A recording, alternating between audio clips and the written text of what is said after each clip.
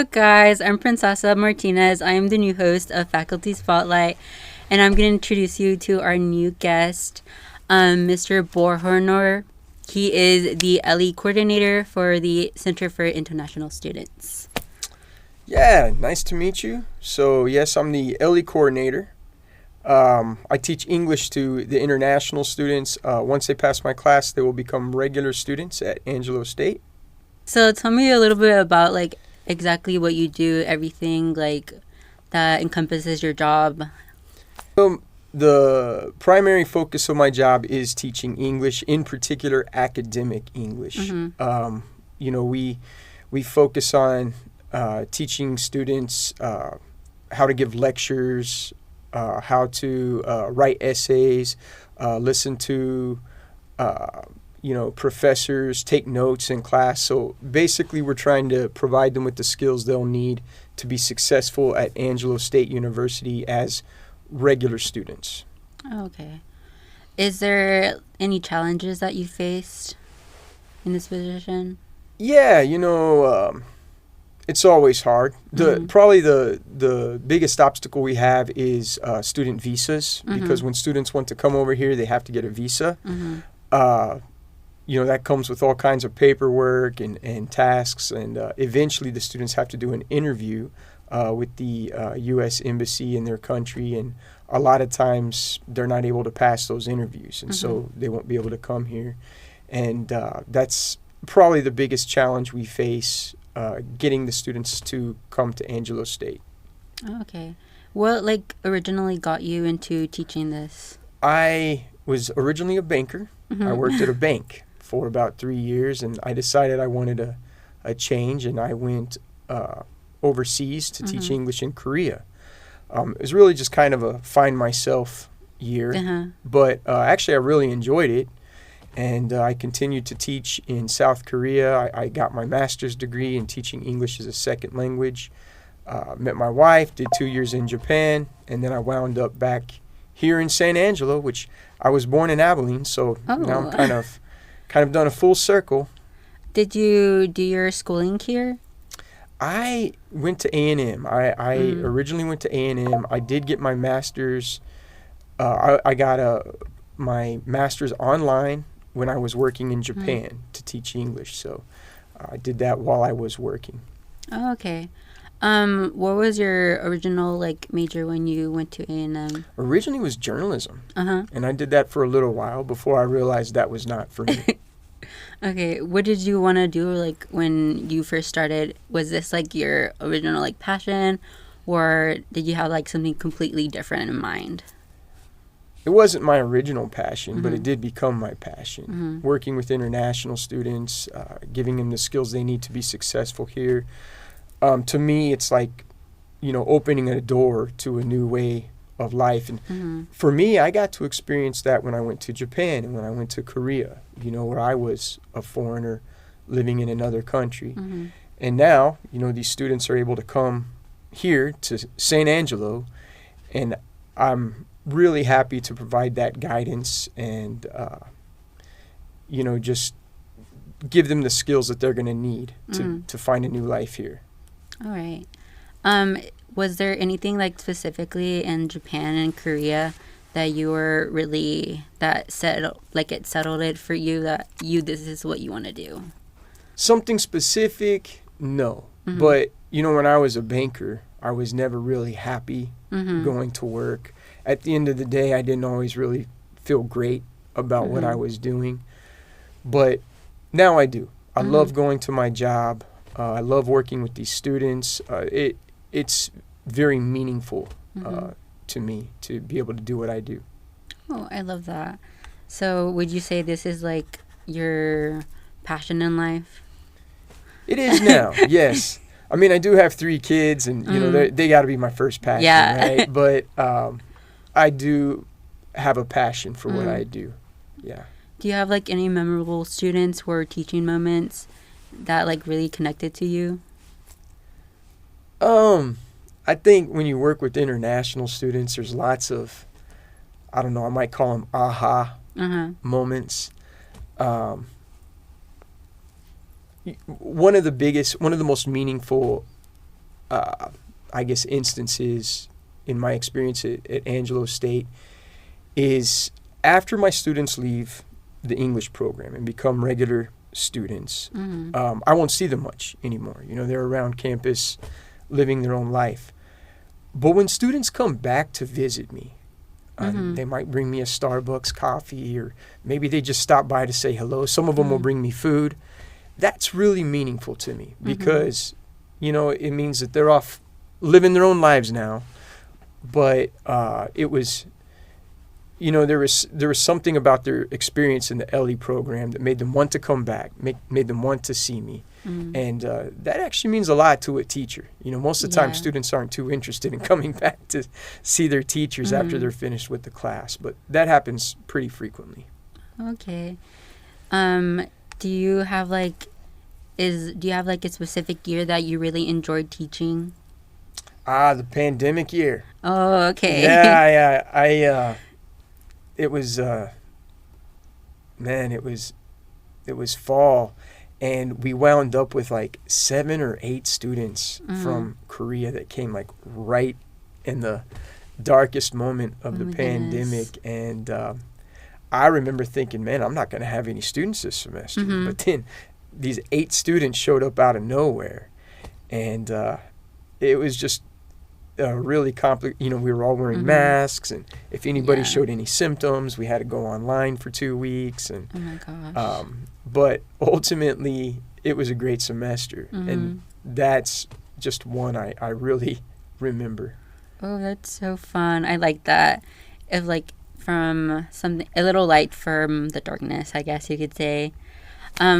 Is there anything specific that you really enjoy about your job, or anything else that you do that isn't incorporated in your job? Yeah, so I don't know. Probably right after the pandemic, when we started getting new students, it was pretty slow at first.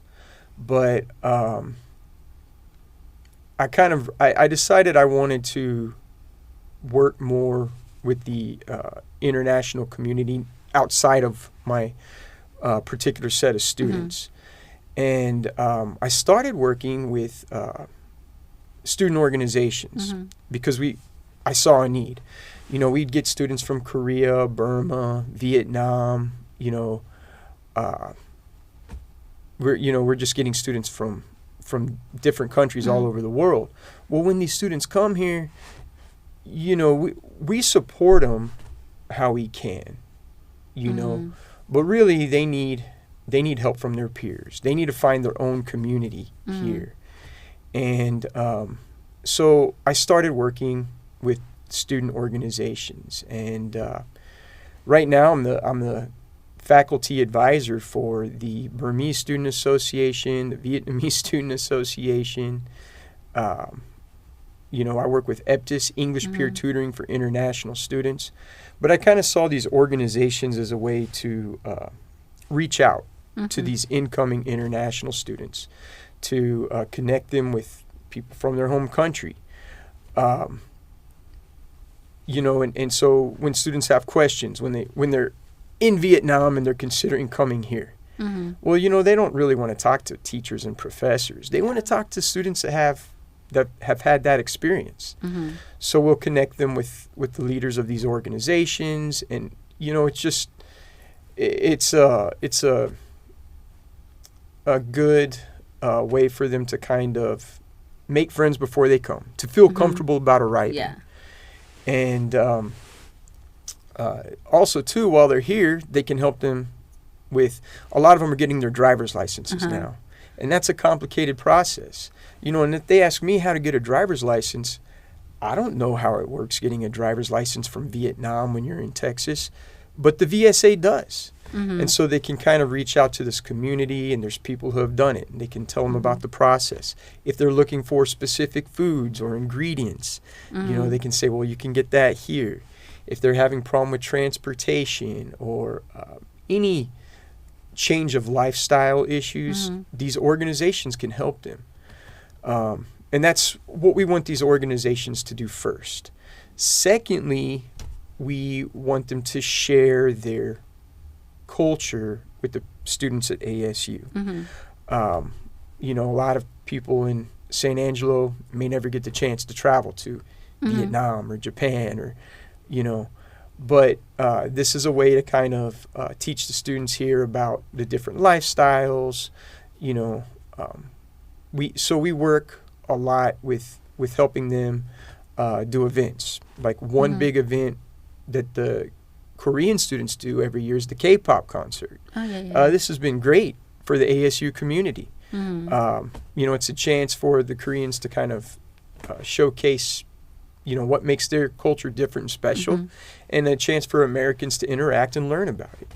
Another big event we started doing this one 2 years ago, was the Water Festival, and the Burmese students and the Cambodian students kind of work on this particular event together. That one's been really fun. It's out at the lake house, and they'll have different types of food, and they'll play games from their, they usually associate certain games with this holiday, and you can go out there and learn how to play these games from Cambodia and Burma. Another one that's coming up is the Language and Culture Fair, which is a collaboration with Goodfellow. And at this particular event, we'll set up different booths around the UC. It's on November 20th at the UC from 9 to 2 o'clock. The students or the Goodfellow soldiers can go to these different booths, get their names written in different languages. So go to the Korean group, get your name written in Korean. Go to the DESI group, and you can visit all these different groups and get your name written in different languages. This year, too, we're adding another element where each group is going to highlight a famous building or structure from their country. And so you can go to each group and learn about this particular building that's relevant to their culture. So it's kind of like taking a world tour, kind of visiting each location, learning a little bit about the country. But that will be coming up in November. Then other than that, Chartwells has been great about working with us, like with different food events at the cafeteria. So they might have a Vietnamese food night or a Burmese food night. We've done Slavic food nights before. Just trying to kind of give them a chance to share their culture, and also kind of giving them a safe space while they're here. I like that. That's really interesting. I have heard of some of those events. The Water Festival, my friend did go to, because our friend is Cambodian, so he invited us. No, it wasn't him. It was our other friend. We're friends with some of the Cambodian students, and she said it was really fun. It was, especially being out at the lake house. You can just go see what else that ASU has that isn't just somewhere you can just go walk to, right? And for the culture festival, I have never heard of that, but my friend has. She's really into going to all these cultural things. I'm like, oh, how do you even find out about these things? And she loved it. She kind of got to meet one of our friends that we are friends with now there, and she thought it was pretty cool. And honestly, if I can get more information about that and spread the word about it, I would love to do that, because it sounds really interesting. I probably will go.